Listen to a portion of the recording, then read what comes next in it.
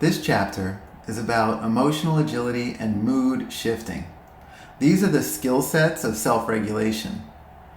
When I talk about emotional agility, what I'm really referring to is vagal tone. And if you remember from chapter 3, when I talked about the vagus nerve and vagal tone, this is that ability that once a stimulating event happens or the nervous system is triggered into a more sympathetic response, the time it takes to down-regulate into a more parasympathetic state, that distance, that time distance is referred to as vagal tone. And what I'm referring to here as emotional agility.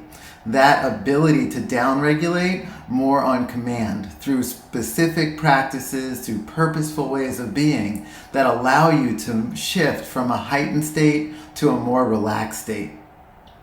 And in the case of mood shifting, what we're talking about here is certain moods and dispositions that we hold in our bodies, in our mind, that if we allow ourselves first to become aware of what mood and disposition you're in, and then the ability to shift that disposition and shift your mood on the fly to make your nervous system available for different inputs, for different ways of processing a given moment.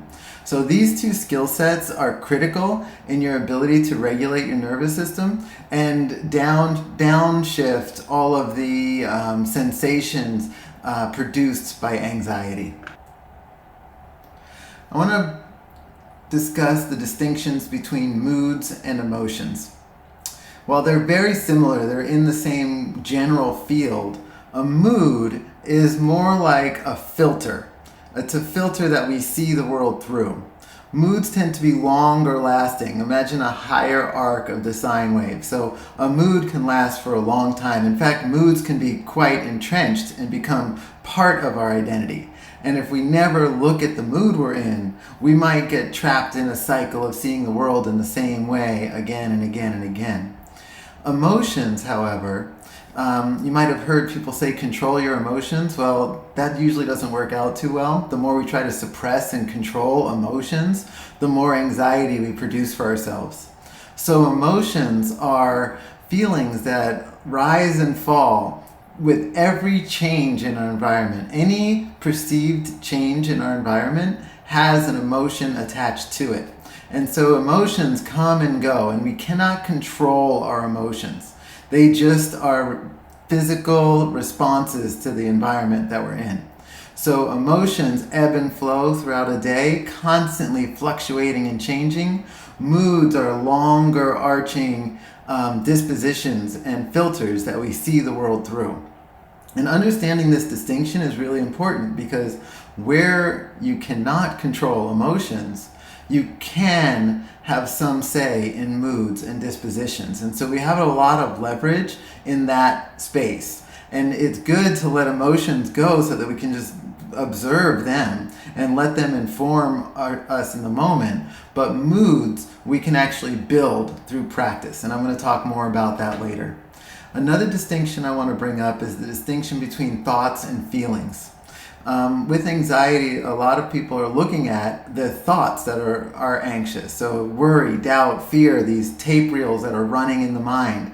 And never actually taking a moment to go beneath the thoughts and observe the sensations and the feelings that are coming from the body that in many times are actually initiating those thoughts. And so if we can create a distinction between thoughts and feelings, and when your thoughts are in a place of anxiety or fear, take a step back into that observer role, drop into the body and start to get a sense of the feelings, the tensions in the body. I think I mentioned also in the anatomy section about the diaphragm and how tension in the diaphragm, if it's clenched tight, well, that is felt as tension in the solar plexus, the throat, the chest, even the stomach. And so when our diaphragm is locked and we're not breathing, that feeling, that sensation of tension triggers a lot of the anxious thoughts. And if you can just find that tension in your body and then take a deep breath in, remember inhaling, letting the diaphragm expand fully, and then exhaling. Well, that alone can actually break the cycle of anxiety that's held in the body, and that distinction between a thought and a feeling can become really pronounced, where all of a sudden your thoughts just dissipate when you actually let go of that tension in the diaphragm itself. Sometimes around the jaw, around the eyes, that same kind of tension is always in the background. So the more you can tap into your feelings and not necessarily chase your thoughts, the more leverage you have in how to adjust your mood. An equation I like to share with my clients is M plus A equals FOPA. And what that means is a mood plus your assessment. Remember those assessments in the language section are opinions. A mood plus your assessment equals the field of possible actions. And in that field of possible actions is everything from thoughts to actually how we act in our body and how we move. And so that field of possible actions is very much dependent on the mood we're in plus the assessment you're making. So imagine, if you will, if you're in a mood of anger and you're driving down the road and then somebody cuts you off in traffic and you make an assessment of that person. What do you imagine the field of possible actions to be? If you're in a mood of anger and somebody cuts you off in traffic and you make an assessment, what are your field of possible actions? And just take a moment to consider that. Now, imagine yourself in a mood of gratitude and happiness, and you're driving down the road and somebody cuts you off in traffic. Well, now, what is the field of possible actions? And so you can see how mood has a great impact on what actions you produce following a given incident. When you develop the skill of mood shifting, maybe you're in that mood of anger and you're driving down the road and somebody cuts you off, and you recognize how you want to act in that moment. And in that moment, you're able to pattern interrupt. You're able to take a breath, breathe into the diaphragm, allow it to relax, and then see what new actions, new possibilities emerge from that experience. The better you get at that, the higher degree the skill. I'm going to demonstrate different dispositions that our bodies might take on. And remember, our dispositions and our moods, they're comparable, because a disposition is basically a physical mood, whereas the emotional mood is how I'm interpreting all the stimulus coming in. So they are coupled very much. So if I'm in a mood of anger and my arms are folded and my eyes are squinted, well, that's going to be a particular type of interpretation I make of the environment that I'm in. So I'm going to offer 4 different general dispositions. And of course, we have millions of different dispositions our body can take on in different postural ways. But I'm going to go through 4 that I'm going to call kind of primary dispositions. If you imagine the primary colors, these are going to be primary dispositions. For this example, I'm going to use one phrase. I'm going to use "the sky is blue." So I'm making an assertion about the sky being blue. The 4 dispositions I'm going to demonstrate, one is openness, one is stability, another is flexibility, and then finally resolution. And you can play with any one of these and look in the mirror or just have a friend observe you, and you'll see a really interesting thing emerge. And so again, the sky is blue. My first disposition is going to be openness. My second disposition is going to be stability. Hands at my sides, standing up tall, grounded. My third disposition is going to be flexibility. So kind of casual, imagine hip cocked to one side, maybe even hand on the hip and just chilling. This is casual. We're casual. So this is flexibility. And then I'm going to get into a mood called resolution, which is leaning forward, bringing my weight into my front foot, maybe squinting my eyes a little bit. Remember, it's about resolution, hands out. I'm in a posture of getting what I want. Okay? And again, the phrase is, "the sky is blue." I'm going to try to keep the tone even so that you can just get a sense of how it feels in each different disposition. So the first disposition, openness, open stance, open hands. The sky is blue. Notice how that resonates with you, take it in. Second disposition, stability, hands at my side. The sky is blue. Take that in, take notice, see how that resonates, if there's any differences there. Third is flexibility. The sky is blue. Notice again if there's any shifts or changes. That's a single phrase, different dispositions. Last one, resolution. The sky is blue. And so notice how you resonate or feel as I'm changing those dispositions, because not just the words that come out of your mouth matter, but literally the contractions, the muscular contractions in your body that change the frequency of that sound, the pace of that sound, all of the non-verbal cues that go with that actually shape how people experience that phrase coming into their body, into their mood. So imagine how the complexity grows. It's not just our disposition and mood, but it's also the disposition and mood that we're interacting with. So that's a demonstration of how physical disposition and posture play a powerful role in our ability to mood shift, both from a standpoint of being aware of how disposition can either lock us in a mood, but more importantly, how you can use posture and disposition to even shift moods or get a different result in a place that you might have found frustration in before. So changing our physical disposition also changes the way that other peoples might receive our message.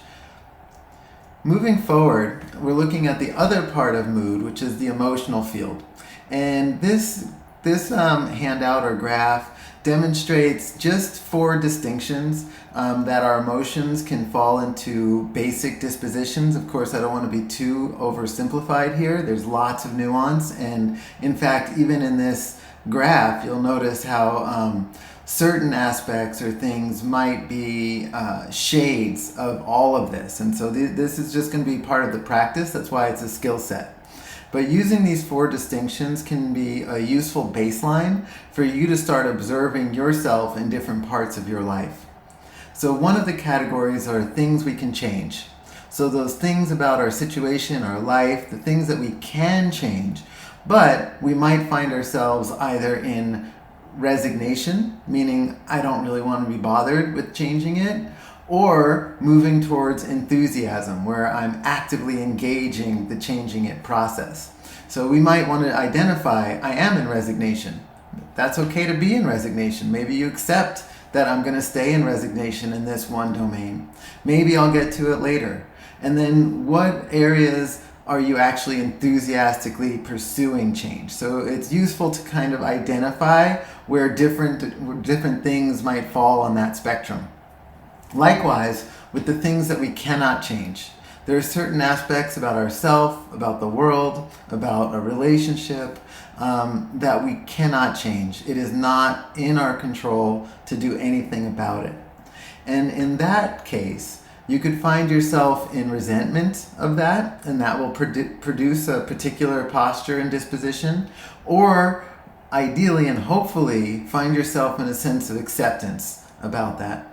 And this can get really nuanced, where we might be in resentment about what we can't change and enthusiastically pursuing that change. If you want to think about the case of civil rights or a revolution where the status quo is no longer serving the greater good and there's a massive movement to change. And so these things can be pretty complex, and I just want to lay that out. But for the purpose of your own skill set of emotional shifting, let's simplify it a little bit and look at yourself on these spectrums of the things that you can change. And whatever you're okay with being in resignation about, actually move that towards the acceptance. I accept the fact that I'm in resignation. If you'd like to nudge the needle and start putting some enthusiasm and energy behind shifting that, well, how do you start moving that needle towards more of the enthusiastic end? And likewise, in the things that we cannot change. Resentment typically doesn't allow or produce a lot of energy. So the emotions that are in that field, when I did the M plus A equals FOPA, if you're in a mood of resentment, most of the assessments that come from that mood are going to have a field of possible actions of frustration, apathy, lethargy, all of those negative moods that come from there. So the big goal here is not happiness. It is the idea of moving towards more enthusiasm for what you can change and acceptance for what you can't. So reflecting on this chapter, we covered emotional agility and mood shifting. As far as emotional agility is concerned, the primary thing to remember is vagal tone, and that ability to downshift and regulate the nervous system from a sympathetic state to a more parasympathetic state. The quicker that we can transition between those two, the higher degree of emotional agility. As far as mood shifting is concerned, we covered that primarily because that's where we have more control. While emotions we can't control, they ebb and they flow, moods we can really start to shape and mold. We can't necessarily in an instant change them, but we can change them over time because they can have longer time arcs. But the more awareness you bring to your sensations and how moods work in your body, the easier it is to shift them. So these exercises will help with that process. So the first one, when do you find yourself in your best moods? And best moods meaning when you're in that enthusiasm and acceptance part of the chart. When you're really feeling enthusiastic about the things you can change and you're accepting exactly where you are. One of the center points, we're going to talk about centering and grounding, calibrating. One of the center points is emotion, and that is acceptance. And when we find ourselves in acceptance, that's the foundation for transformation. So it's a critical part of the process. So when we talk about good moods, we're talking about a mood of acceptance and enthusiasm. And notice how that feels in your body, because the more you familiarize yourself with the signature sensations of a good mood, the easier it is to start cultivating and building those moods in the future. You can start to take on the shape that actually drives that sensation and cultivates that potential more of the time. So in contrast, when do you find yourself in bad moods?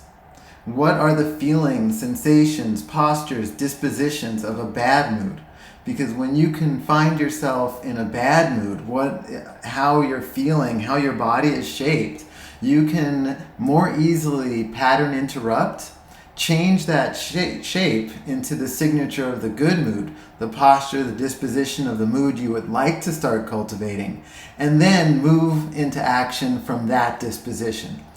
This is a powerful tool, and it's not so easy, so it takes some practice to find yourself in a bad mood and allow it to shift. And actually change your posture, actually change your facial disposition. Release tensions that might be held in particular areas, and then move yourself into action. This will be a powerful part of the process of mood shifting.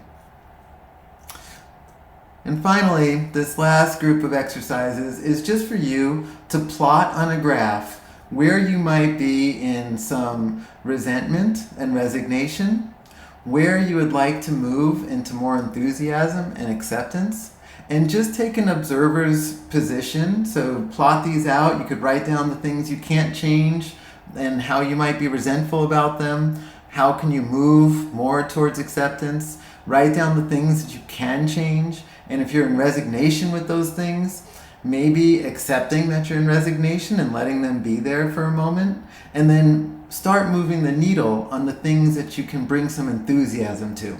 So these last exercises will just help you with that process. In closing, the skill set of emotional agility and mood shifting are game changers in the process of overcoming anxiety.